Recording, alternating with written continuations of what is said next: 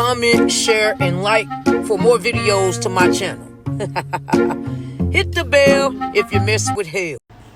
In this video, we have you Black Youngster. A lot of people have been wondering where Black Youngster been since young Dolph was mysteriously assassinated in Memphis.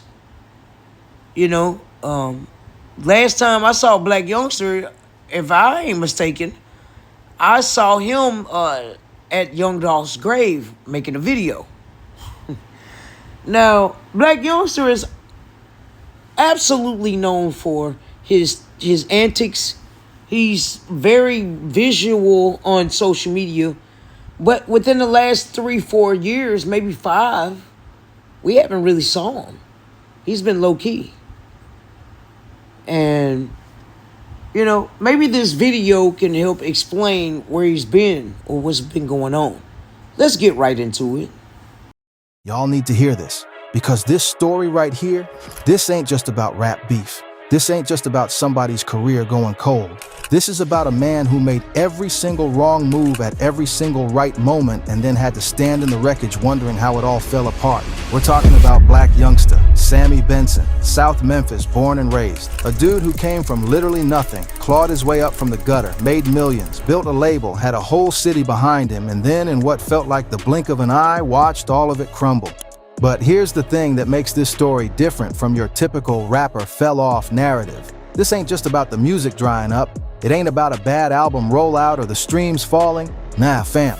Black Youngsta's downfall is tied to something way deeper. It's tied to loyalty. It's tied to a murder. It's tied to the streets of Memphis finally collecting what they were owed. And the crazy part? He saw it coming. Every single sign was there, and he still walked right into it. Let me break it down for you, because the real tea on Black Youngsta is something the blog's been tiptoeing around for years, and today we're putting it all on the table. To understand how we got here, we need to go back to the beginning, all the way back to South Memphis, one of the most violent, most underserved neighborhoods in the entire country. This is a zip code that doesn't make the news when people are doing good. It only makes the news when somebody's dead. Sammy Benson grew up in that environment. No silver spoon. No industry connections, no famous cousin who could open a door. Just the streets, the hustle, and a voice that sounded like gravel and ambition mixed together. He started dropping music as early as 2012, releasing his debut mixtape Fast Bricks, and then Fast Bricks 2, and Fast Bricks 3. No major label, no cosign, just pure output. Grinding the way Memphis rappers do, flooding the streets with tape after tape until somebody paid attention. And somebody did pay attention. In 2015, Youngsta dropped a record called Heavy. Now, if you haven't heard Heavy, go look it up. That song hits like a freight train. It's got this raw, unfiltered energy. The kind of record that makes you feel like you're riding through the hood at 2 in the morning with nowhere to be and no reason to be scared.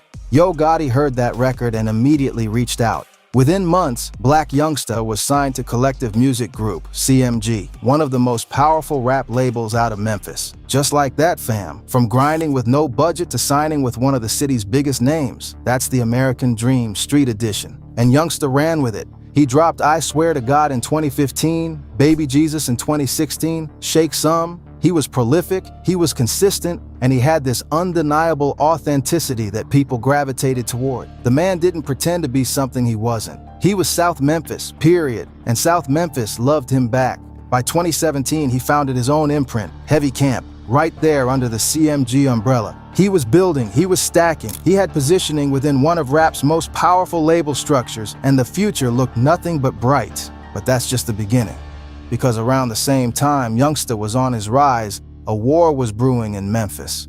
And whether he wanted to or not, Black Youngsta was about to become the face of one side of it. Now this is where it gets crazy, and y'all need context here, because without understanding this beef, none of what comes after makes sense. Around 2014, a Memphis rapper named Young Dolph was making serious noise. Born Adolph Thornton Jr. in Chicago, but raised in Memphis, Dolph had built his own lane completely independent. No label, no cosign, just paper route empire, his own imprint, his own movement.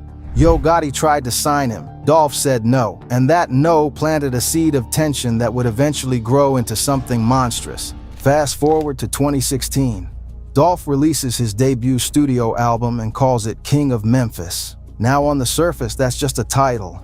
But in the streets of Memphis, where claiming that crown means something? To Gotti and his camp, that title read like a direct challenge. Like Dolph was standing in Gotti's living room, looking him dead in the eyes and saying, "You're not what you think you are." That's when Black Youngsta stepped forward. On March 2nd, 2016, Youngsta posted a video on Instagram going straight at young Dolph, called him soft, questioned his street credibility, said he wasn't even from Memphis. And then, and this is the part that separated this from regular rap beef, Youngsta physically showed up in Dolph's neighborhood, South Memphis, armed, with his crew, filming the whole thing like he was daring Dolph to come outside. That ain't internet beef, gang, that's a declaration. He dropped a diss track called Shake Some shortly after. Bars talking about Mac 11S, extended clips 100 rounds, telling Dolph to lay low, calling him a fraud in his own city. The song had energy, no cap, but it also escalated something that was already dangerously hot. Then came February 2017. Here's where it gets real. Dolph was in Charlotte, North Carolina for a performance connected to a college basketball tournament. On February 25th, his vehicle, while he was inside, was hit by gunfire.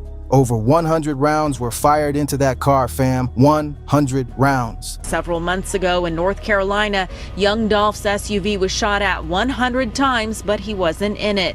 Witnesses heard the shots here in Hollywood, and nearby security video captured a person running from an SUV. The only reason young Dolph is not dead that day is because his vehicle was bulletproof. Black Youngsta, along with 2 other men, was arrested in connection with the shooting. The charges, 6 felony counts of discharging a weapon into occupied property plus conspiracy. That is a serious, life-altering charge. But and this is where the story gets complicated, the charges were eventually dropped. Earlier this year, 100 bullets were fired into young Dolph's SUV, and 3 months later, police have pinned Memphis rapper Black Youngsta for his alleged involvement. Authorities have revealed that the van used to shoot up Dolph's bulletproof SUV in February was rented by Youngsta, whose associates later turned themselves over to the Mecklenburg County Sheriff's Office, where they were then charged with 6 counts each of discharging a weapon into occupied property and felony conspiracy. The Charlotte District Attorney said there was 0 evidence placing Youngsta in the actual car that did the shooting. He had an alibi. He said he was in Durham at the time. So the case died. Youngsta walked. Dolph survived. And somehow Memphis kept spinning. But here's what really happened in the aftermath of all that. The relationship between these 2 men never healed. The shots fired that night in Charlotte, literally and figuratively, left scars that no drop charge could erase. Dolph kept building, kept winning, kept being the independent king that he always said he was. And Youngsta, he kept riding for CMG, kept being the soldier, kept barking. The 2 of them never fully stopped circling each other. It was the kind of beef where neither side was ever fully done, even when the music quieted down. Real recognized real, and in Memphis, the real ones knew this wasn't over. Not even close. At 1:05 p.m. on November 17th, 2021, everything changed. Young Dolph pulled up to Makita's Cookies, a bakery in his own neighborhood in Memphis, the kind of spot he supported because he believed in putting money back into the community he came from. He was doing what he always did, moving through the city, being present, being real. 2 men walked in and opened fire. Adolph Thornton Jr., young Dolph, was pronounced dead. He was 36 years old. He left behind a partner, a family, and one of the most genuine and respected legacies Memphis rap had ever seen. Rapper Young Dolph was shot and killed at a bakery today.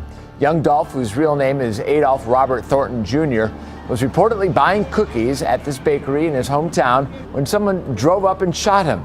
He was expected to give out turkeys for Thanksgiving on Friday. A county commissioner called his death gut-wrenching. The whole hip-hop world went into shock. Memphis went into mourning. The internet broke. Tributes poured in from every corner of the culture. This was not just the loss of a rapper. This was the loss of a symbol. Dolph represented everything about staying independent, staying authentic, staying true to where you came from while never letting the streets define your ceiling. Now, where was Black Youngsta during all of this? He went silent for a minute, and people noticed. But here's where it gets crazy, and where Youngsta's downfall started picking up serious speed. Within days of Dolph's murder, Black Youngsta performed at a concert in Dallas. And in that performance, he performed Shake Some, his diss track against young Dolph, the same man who had just been shot dead in his own neighborhood. The internet went absolutely insane. People couldn't believe it. Even those who knew the history between the two men, even those who understood that beef is real in Memphis streets, the optics were catastrophic. You don't pull out a diss track against a man who just got murdered. That's not a street politics move. That's not loyalty. To most people watching, that looked like something else entirely, something much darker.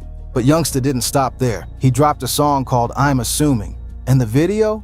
The video shows Youngsta walking through a cemetery, stopping at a gravestone. The name on the stone reads Thornton, Young Dolph's government last name, front and center for the camera. The backlash was nuclear, no cap. Fans, peers, artists across the industry. Everyone had something to say. The narrative wrote itself. Black Youngsta was celebrating a dead man. Whether that was the intent or not, it didn't matter. In the court of public opinion, he was convicted instantly. Youngsta tried to defend himself. He went on Instagram and said he came from South Memphis where there's no sympathy and he didn't care what the world thought. He said he wasn't going to act like something he wasn't.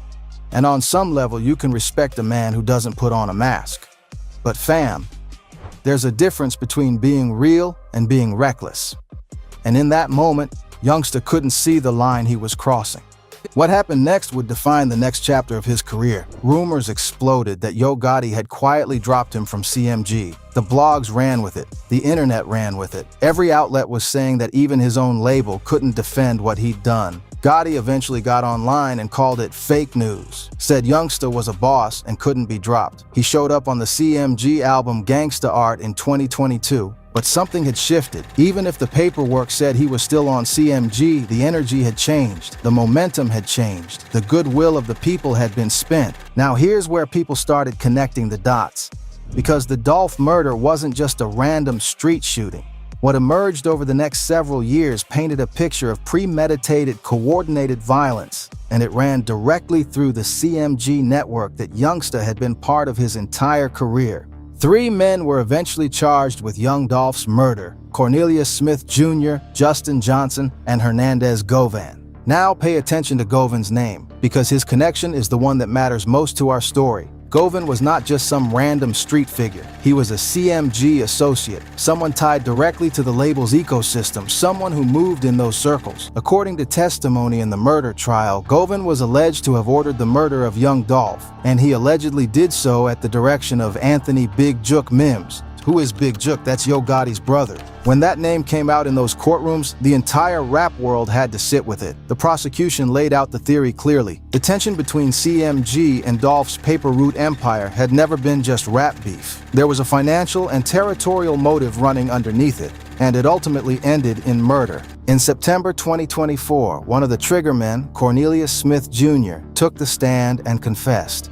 He testified that Big Jook had placed a $100,000 bounty on Young Dolph's head, that he and Johnson had stalked Dolph for days, knowing he was doing his annual Thanksgiving turkey giveaway, just waiting for the right moment. Smith said they finally caught him at the cookie shop and opened fire. "I wasn't feeling nothing at the time," he said on the stand. "I was just trying to get some money."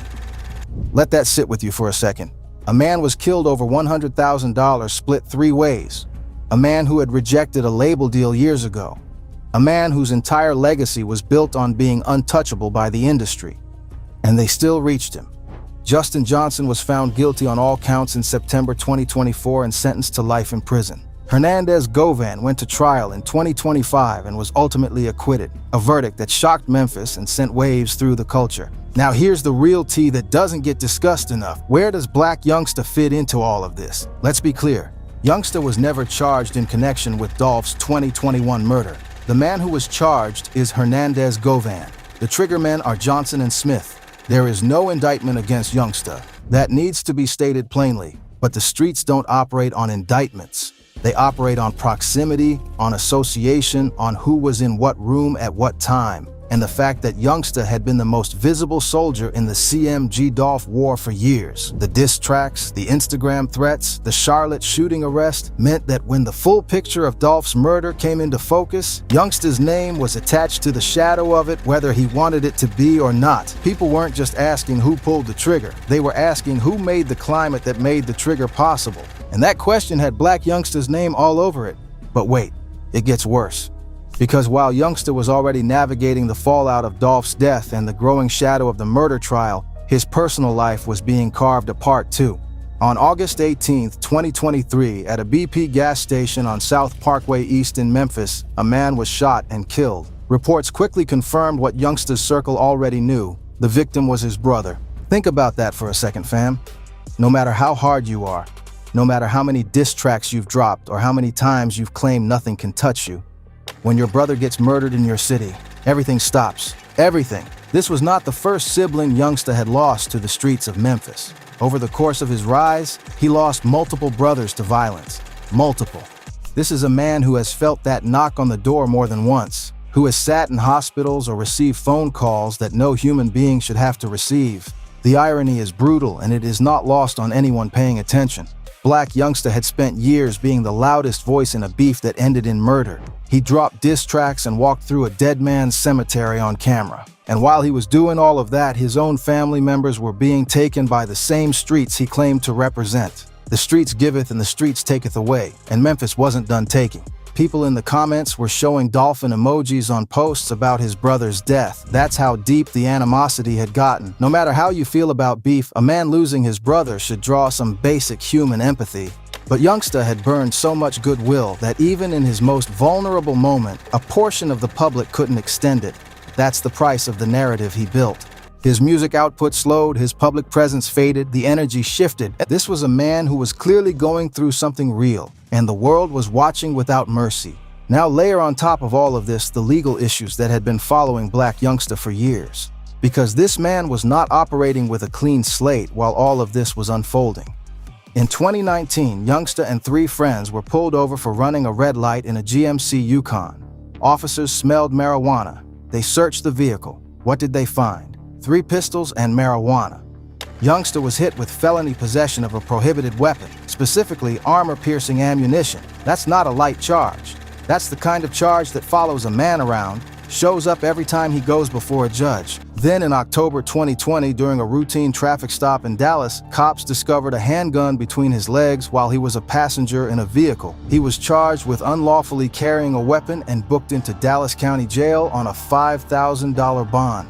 Another mark, another entry in the legal record, another moment where Youngsta's relationship with weapons put him in a county jumpsuit. He reportedly rejected a pre-trial diversion program for the Dallas case, betting on himself to beat it outright rather than take a quieter resolution. That case eventually got dismissed in August 2024. But here's what you have to understand about accumulating legal trouble as a rapper, fam. It's not just about jail time. Every arrest is a distraction. Every court date is money spent. Every charge, even ones that get dropped, becomes ammunition for prosecutors if you end up in front of them again. You are constantly fighting on multiple fronts, trying to make music, maintain your brand, manage a label, stay relevant. And you're also paying lawyers, attending hearings, and watching your name get attached to headlines that no publicist can spin into something positive. The weight of that, sustained over years, breaks people down. Not physically, mentally, strategically. It bends the arc of what could have been a legacy.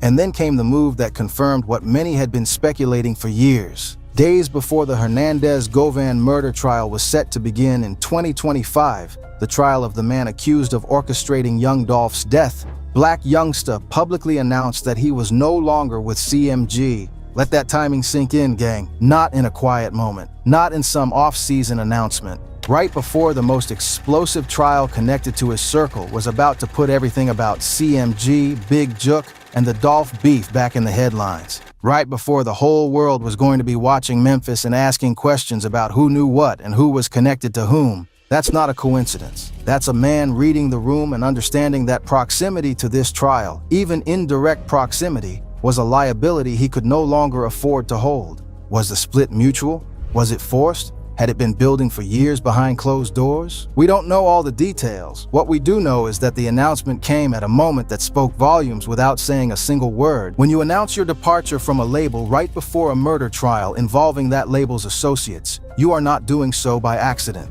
You are creating distance. You are drawing a line. You are saying, as clearly as the streets will allow you to say it, I need to be seen separately from this. The internet didn't miss it. The timing was dissected on every platform. People were connecting the dots. Youngsta's beef with Dolph, the Charlotte shooting, Dolph's murder, the CMG associates charge, the trial incoming. and placing him at the center of a timeline that, while not criminally implicating him, absolutely spoke to the world he had operated in and the cost of that world. His departure from CMG wasn't just the end of a business relationship, it was the closing of a chapter, and for a lot of people watching, it felt like an admission, not of guilt, but of awareness. A man finally acknowledging that the orbit he'd been in had consequences he couldn't outrun forever. Here's something the music industry never fully reckons with. No cap, the streets have a long memory, and hip-hop fans, especially those who have personal connections to the stories being rapped about, they don't forget. When Black Youngsta was at his peak, he had a real following, the kind built on authenticity, on being raw and unfiltered and from somewhere real.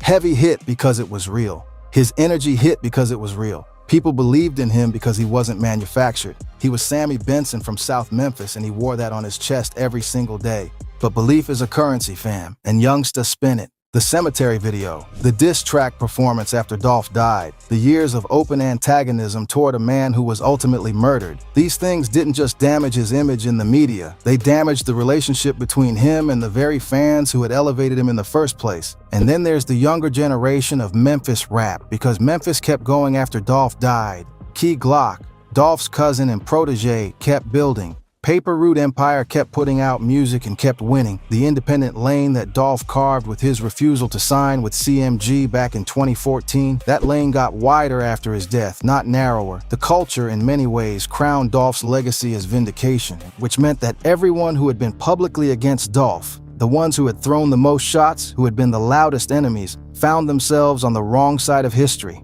Black Youngsta was the loudest, and in an era where streams are everything and perception drives playlists, being on the wrong side of history is a commercial death sentence just as much as a cultural one. New fans discovering Memphis rap aren't looking for the man who dissed Dolph. They're looking for the man who kept Dolph's legacy alive, and that's not Youngsta. His streaming numbers reflect it, his cultural relevance reflects it, the rooms he gets invited into reflect it. When was the last time Black Youngsta was part of a major cultural moment that wasn't connected to controversy? When was the last time his name trended for his music? That silence is the answer. Now let me zoom out for a second, because Black Youngsta's story isn't just about Black Youngsta. It's about a pattern in hip-hop that we keep watching play out and never fully learn from. Here's what really happened. He was a soldier who was too good at his job. In the CMG ecosystem, his role was always the enforcer, the aggressor, the one willing to step out front and take the arrows while the generals stayed back. He was the one making the threatening videos. He was the one dropping the diss tracks. He was the one who showed up armed in enemy territory. He was the one getting arrested. And CMG prospered. The label grew. Yo Gotti built an empire. Moneybagg Yo became one of the biggest artists in rap. ESTG came up. Glorilla emerged. CMG became a powerhouse. And none of the artists who became the face of that powerhouse were the ones in the crosshairs of the Dolph beef. That was Youngsta. He took every risk, he absorbed every consequence, and when the bill came due, when the cultural reckoning arrived in the form of Dolph's death and the subsequent murder trial, Youngsta was the one left holding the bag while others had quietly moved their chips to a safer corner of the table. There's a lesson in that for every young artist who comes up in a label structure where loyalty is demanded above all else. Loyalty in the corporate sense is never symmetrical. The person at the bottom of the hierarchy who shows the most loyalty is often the one who has the least protection when things go sideways. Youngsta rode for CMG harder than anyone, and when the ground beneath CMG started shaking, he found himself standing on it alone. Real recognize real, fam, but real alone doesn't pay the bills, and real alone doesn't rebuild a legacy once it's been chipped away piece by piece. So the question everyone's asking is it over? Is Black Youngsta done? And here's my honest take. The music career is in a difficult place. The cultural goodwill is depleted. The legal record, even with charges dropped and dismissed, leaves a trail that makes certain opportunities inaccessible. The CMG departure removes the infrastructure and promotional muscle that came with being in that family. But, and I want to be real about this, Sammy Benson is still alive. He still has a voice. He still has a story that, if he ever chose to tell it with the kind of vulnerability that South Memphis rarely allows, could genuinely move people. There are artists who have come back from worse optics. There are artists who have sat in the wreckage of decisions they made when they were young and hungry and loyal to all the wrong things, and found a way to build something new from the rubble. But it requires honesty, not the I don't care what the world thinks kind of honesty that is really just armor. The other kind, the kind that says, I made choices. Some of those choices had consequences I didn't fully understand. Some of those choices hurt people. And here I am now, trying to figure out what's next with all of that weight still on my back. Youngsta hasn't gotten there publicly yet. Maybe he never will. Some people from where he's from would rather go silent than go vulnerable. That's not weakness. That's the survival code they were raised on.